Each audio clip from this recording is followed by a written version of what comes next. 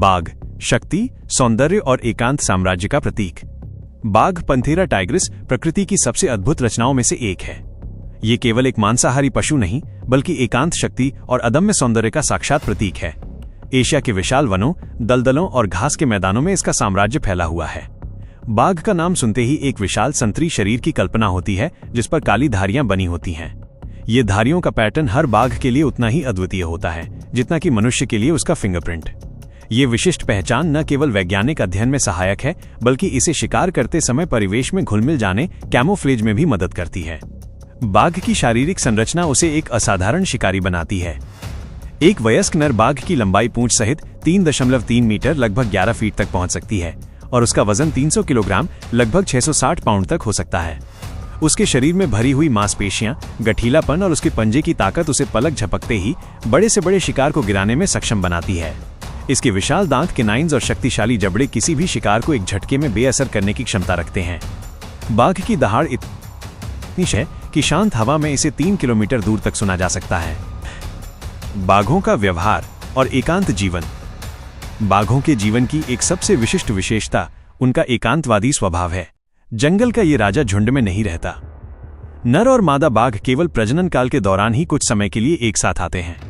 अन्यथा बाघ अपना सारा समय शिकार करने, अपने क्षेत्र की रक्षा करने और आराम करने में बिताते हैं। क्षेत्रीयता, टेरिटोरियलिटी। बाघ अत्यधिक क्षेत्रीय होते हैं।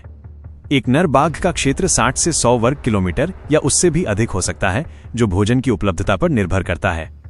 वो अपने क्षेत्र को चिन्हित करने के लिए कई तरीके अपनाता है, जिनमें पेड़ों पर अपने पंजे के निशान बनाना, पेशाब करना और एक विशेष गंध छोड़ना शामिल है। ये चिन्हांकन अन्य बाघों को स्पष्ट संदेश देता है कि ये क्षेत्र पहले से ही कब्जा किया जा चुका है। नर बाघ अपने क्षेत्र में किसी अन्य नर बाघ का प्रवेश बर्दाश्त नहीं करते और अक्सर क्षेत्रीय लड़ाइयां घातक सिद्ध होती हैं। मादा बाघों का क्षेत्र आमतौर पर छोटा होता है और एक नर बाघ का क्षेत्र अक्सर कई मादा बाघों के क्षेत्रों को ओवरलैप करता है। शिकार कौशल। बाघ रात में शिकार करने वाला घातक शिकारी है। उसकी आंखें विशेष रूप से रात के अंधेरे के लिए अनुकूलित होती हैं, जिनमें एक परत होती है जो कम रोशनी को भी परावर्तित करके उसकी देखने की क्षमता को कई गुना बढ़ा देती है। बाघ की सुनने और सूंघने की शक्ति भी असाधारण होती है। बाघ का शिकार करने का तरीका धैर्य, घात और गति का मिश्रण है। वो घंटों तक शिकार को देखता है, अपनी संतरी और काली धारियों का उपयोग करके पत्तियों और छाया के बीच छिप जाता है। जब वो शिकार के पर्याप्त करीब पहुंच जाता है तो वो एक तीव्र और विस्फोटक झपट्टा मारता है। बाघ मुख्य रूप से हिरण, सुअर, भैंस और सांभर जैसे बड़े शाकाहारी जानवरों का शिकार करता है। शिकार को गिराने के बाद वो उसे एक शांत और सुरक्षित स्थान पर खींच ले जाता है ताकि भोजन एकांत में कर सके। बाघ एक समय में 30 किलोग्राम तक मांस खा सकता है और कई दिनों तक बिना शिकार किए रह सकता है। बाघों का प्रजनन और पारिवारिक जीवन। मादा बाघिन 3 से 4 शावकों को जन्म देती है, जिन्हें वो लगभग 2 साल तक अकेले पालती है। शावक जन्म के समय अंधे और असहाय होते हैं और पूरी तरह से अपनी मां पर निर्भर रहते हैं। ये शुरुआती अवधि सबसे जोखिम भरी होती है, जहां कई शावक प्राकृतिक कारणों या अन्य शिकारियों के कारण जीवित नहीं रह पाते। मादा बाघिन एक समर्पित मां होती है। वो अपने शावकों को शिकार करना, छिपना और अपने क्षेत्र की पहचान करना सिखाती है। जब शावक लगभग 18 से 24 महीने के हो जाते हैं तो वे अपनी मां को छोड़कर एक नया जीवन और नया क्षेत्र तलाशने के लिए निकल पड़ते हैं। ये अवधि बाघ के जीवन में एक महत्वपूर्ण मोड़ होती है, जहां वे अपने दम पर जंगल की चुनौतियों का सामना करना सीखते हैं। बाघ की प्रजातियां और उनका वितरण। ऐतिहासिक रूप से बाघ की 9 उप प्रजातियां थीं, जिनमें से 3 विलुप्त हो चुकी हैं। आज केवल 6 उप प्रजातियां ही जीवित हैं, जिनमें से प्रत्येक का वितरण और शारीरिक विशेषताएं थोड़ी भिन्न हैं। 1 बंगाल बाघ, पंथेरा टाइग्रिस टाइग्रिस। ये भारत का राष्ट्रीय पशु है और नेपाल, भूटान और बांग्लादेश में भी पाया जाता है। दुनिया में बाघों की सबसे बड़ी आबादी इसी प्रजाति की है। 2 साइबेरिया या अमूर बाघ।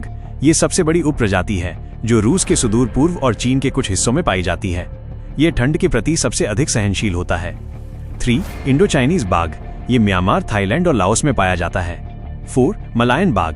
ये केवल मलय प्रायद्वीप में पाया जाता है। 5 सुमात्रन बाघ। ये केवल इंडोनेशिया के सुमात्रा द्वीप पर पाया जाता है और ये सभी जीवित उप प्रजातियों में सबसे छोटा है। 6 दक्षिण चीन बाघ।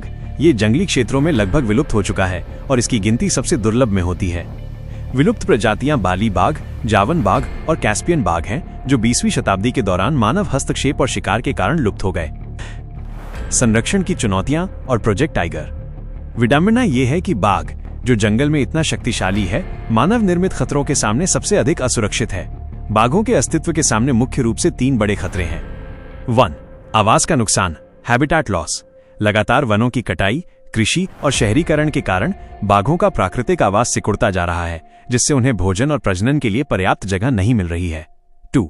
शिकार पोचिंग, बाघों को उनके खाल, हड्डियों और अन्य अंगों के लिए अवैध रूप से मारा जाता है, जिनका उपयोग पारंपरिक एशियाई दवाइयों और अवैध वन्यजीव व्यापार में किया जाता है।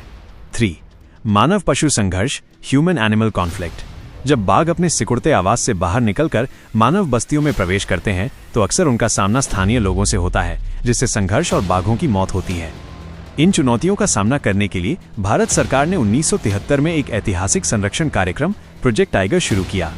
इस परियोजना का उद्देश्य बाघों को उनके प्राकृतिक आवासों में बचाना और उनकी आबादी को स्थिर करना था।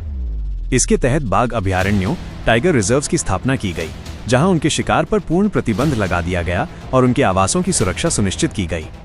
इस प्रयास की सफलता के कारण भारत ने दुनिया में बाघों की सबसे बड़ी आबादी को बचाने में महत्वपूर्ण सफलता हासिल की है। बाघ का सांस्कृतिक और आध्यात्मिक महत्व। भारत और कई एशियाई संस्कृतियों में बाघ का गहरा सांस्कृतिक और आध्यात्मिक महत्व है। भारत में बाघ को शक्ति, अनुशासन, स्वतंत्रता और संरक्षण का प्रतीक माना जाता है, इसलिए इसे राष्ट्रीय पशु का दर्जा दिया गया है। हिंदू पौराणिक कथाओं में देवी दुर्गा का वाहन बाघ ही है, जो ये दर्शाता है कि दिव्य स्त्री शक्ति और संरक्षण एक साथ कैसे मौजूद हो सकते हैं। बाघ को अक्सर जंगल के रक्षक और प्राकृतिक संतुलन बनाए रखने वाली शक्ति के रूप में देखा जाता है। बाघ हमें ये सिखाता है कि असली शक्ति दिखावे में नहीं, बल्कि एकांत में अर्जित की गई निपुणता और धैर्य में होती है। उसका जंगल में चलना नहीं, बल्कि बहना एक ऐसी छवि बनाता है जिसे पकड़ना असंभव है। बाघों का संरक्षण केवल एक प्रजाति को बचाना नहीं है, बल्कि हमारे ग्रह के सबसे समृद्ध और महत्वपूर्ण पारिस्थितिक तंत्रों को बचाना है।